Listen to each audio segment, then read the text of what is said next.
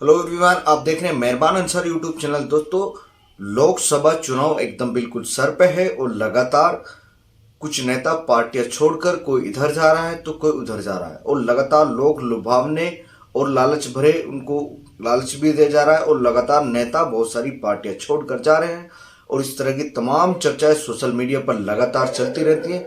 लेकिन मैं भी आपको अपने यूट्यूब चैनल पर लगातार जानकारियां देता रहता हूं।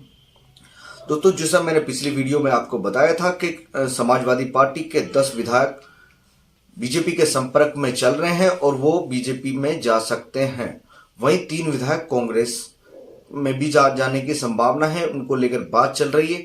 लेकिन जब से स्वामी प्रसाद मौर्य ने पार्टी से इस्तीफा दिया है, पार्टी में पूरी तरह से खलबली मची हुई है।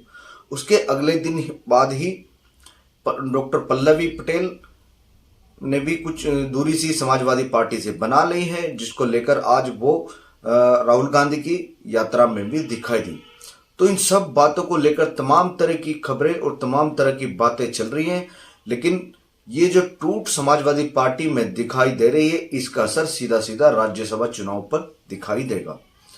और जो लोग पार्टी छोड़कर जा रहे हैं, क्या वो राज्यसभा में वोट करेंगे या नहीं, इसका तो फैसला अभी जो राज्यसभा के चुनाव में हो जाएगा।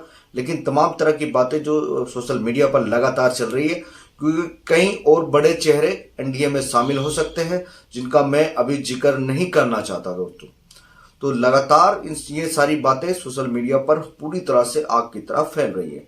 वही एक रिपोर्ट तो यहां तक की दावा करती है कि कुछ विधायक ओवैसी की पार्टी से भी संपर्क में चलने।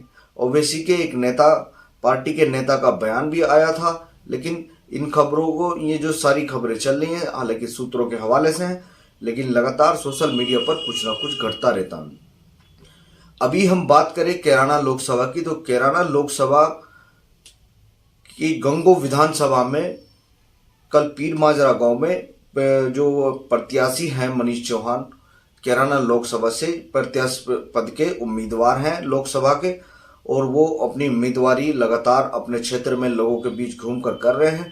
तो ऐसा ही कल एक अचानक मामला कैराना लोकसभा में भी आया। तो मनीष चौहान जो कांदला के जसाला के रहने वाले हैं और पूरे जिला चेयरमैन भी हैं, उनके साथ एक घटना कल गांव में घट गई। और मैं तमाम रिपोर्ट रात से देख रहा था और रात से सुन रहा था सभी पत्रकार भाइयों के इंटरव्यू, और वो लगातार इंटरव्यू ले रहे हैं और गांव में भी जाकर रिपोर्टिंग कर रहे हैं।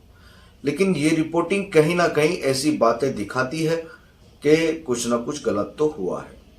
लेकिन इस जो भी हुआ है, इसमें नुकसान दोनों तरफ से जनता का ही होना है।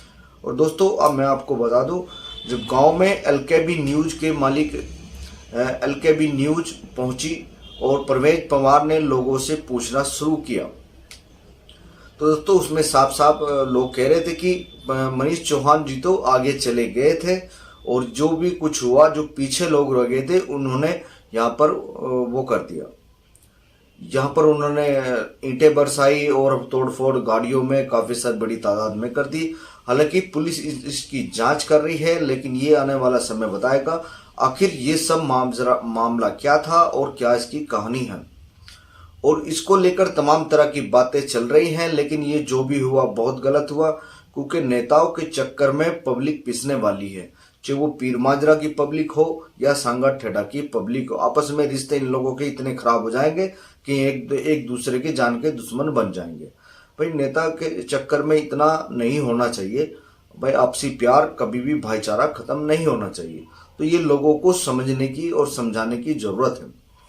भाई, पार्टी तो किसी को भी वोट करे आदमी, इससे कोई फर्क नहीं पड़ता, किसी भी पार्टी को वोट दे ले, लेकिन आपसी भाईचारा हमेशा बरकरार रखना चाहिए।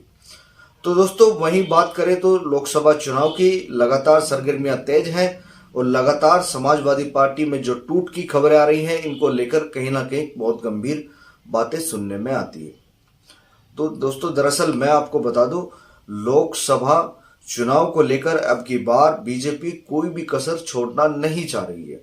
यही कारण है लोग लगातार एनडीए में शामिल हो रहे हैं। हर दिन हर नया चेहरा एनडीए में जा रहा है। अभी कुछ दिन पहले ही आपको पता होगा, नीतीश कुमार बीजेपी में चले गए और मुख्यमंत्री 9वीं बार वो मुख्यमंत्री बने। वहीं बात करें तो हम महाराष्ट्र की, अजीत पवार भी बीजेपी में चले गए।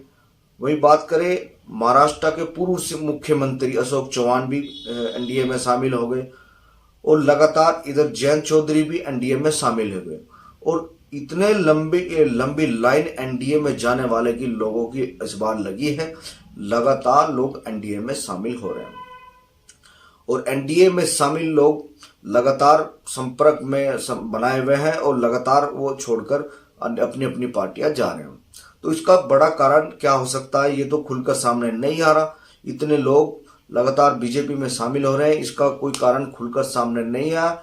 लेकिन जानकारी के लिए आपको बता दूं, आने वाले समय में और बहुत बड़े नाम और बहुत बड़े चेहरे भी बीजेपी में शामिल होंगे, क्योंकि कल एक सूत्रों के हवाले से खबर आ रही थी कश्मीर से, फारूक अब्दुल्ला साहब भी शायद एनडीए में शामिल हो सकते हैं। और बहुत सारी सूचनाएं व खबरें लगातार चल रही हैं सोशल मीडिया पर, और कहीं ना कहीं अटकलों का बाजार गर्म है। राजनीति को लेकर इस वक्त जो चर्चा पूरे देश में चल रही है, लोकसभा चुनाव में प्रधानमंत्री मोदी लगातार तीसरी बार प्रधानमंत्री का चुनाव लड़ेंगे, और उनके चेहरे पर ही पूरा चुनाव लड़ा जाएगा। हो सकता है वो तीसरी बार देश के प्रधानमंत्री हों, लेकिन पॉलिटिक्स में लगातार आप कुछ भी कर रहे हो, बस आपसी रिश्ते कभी खराब नहीं होने चाहिए। किसी भी नेता के चक्कर में या किसी के भी चक्कर में आपसी भाईचारा हम सब के बीच और सभी लोगों के बीच बना रहना चाहिए। तो दोस्तों, मेरा यही फेसबुक वो यूट्यूब अकाउंट है। मैं लगातार आपको किसी न किसी बात को मोटिवेट भी करता रहता हूँ, और लगातार आपको किसी न किसी बात को लेकर अपडेट भी देता रहता हूँ। तो मैं आज आपको बता रहा था समाजवादी पार्टी के नेता लगातार पार्टी छोड़ रहे हैं, और समाजवादी पार्टी में काफ़ी खलबली मची हुई है। वहीं कुछ दिन पहले ही जयंत चौधरी एनडीए में शामिल होने की घोषणा उन्होंने कर दी है, लेकिन अभी आधिकारिक घोषणा नहीं हुई।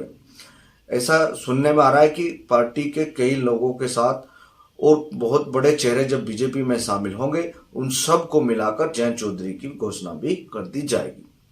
और हो सकता है ये सब राज्यसभा चुनाव कब है, राज्यसभा चुनाव के बाद हो, लेकिन अटकलों का बाजार गर्म है।